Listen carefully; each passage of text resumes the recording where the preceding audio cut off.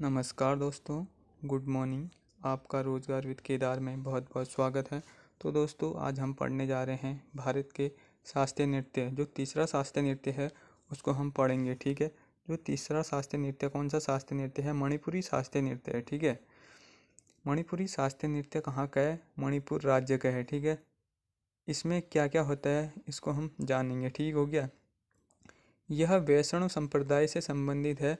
विष्णु जी की पूजा करने वाले लोगों को वैष्णव संप्रदाय में माना जाता है, ठीक हो गया। इसमें क्या होता है आगे जाके?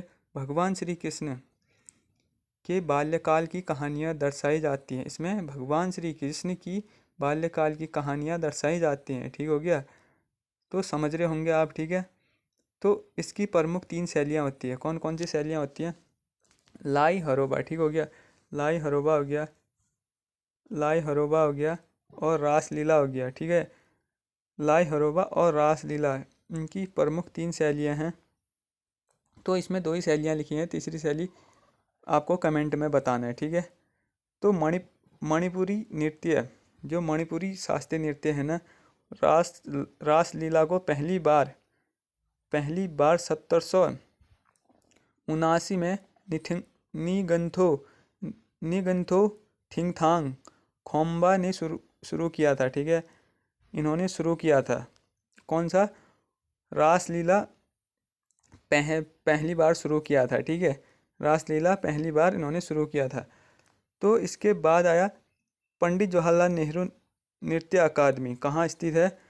मणिपुर में। मणिपुर में जो इम्फाल वाला है क्षेत्र, मणिपुर की राजधानी इम्फाल में 1954 में स्थापना करवाई थी, ठीक हो गया। पंडित जवाहरलाल नेहरू नृत्य अकादमी की स्थापना करवाई थी। इसमें प्रमुख वाद्य यंत्र कौन कौन से प्रयोग किए जाते हैं?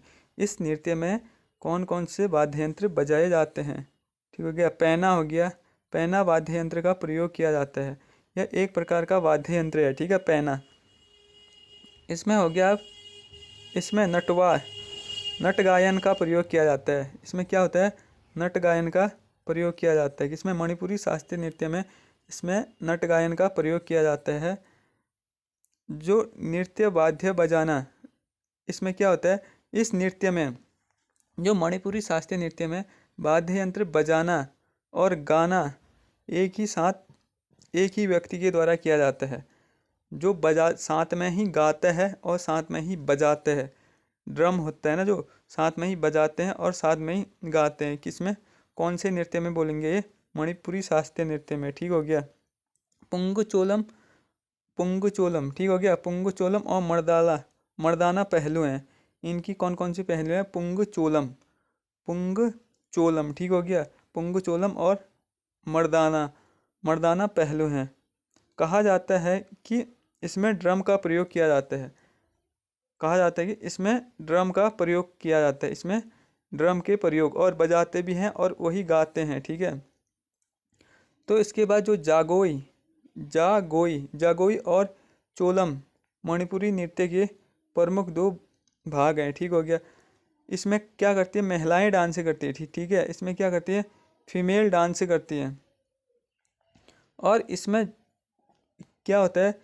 इसमें होता है 64 तालों का प्रयोग किया जाता है। जैसे 64 अलग अलग प्रकार के ध्वनि के ताल निकाले जाते हैं ड्रम से, ठीक है। जो बजाते हैं, बजाने वाला आदमी, 64 तालों का प्रयोग किया जाता है।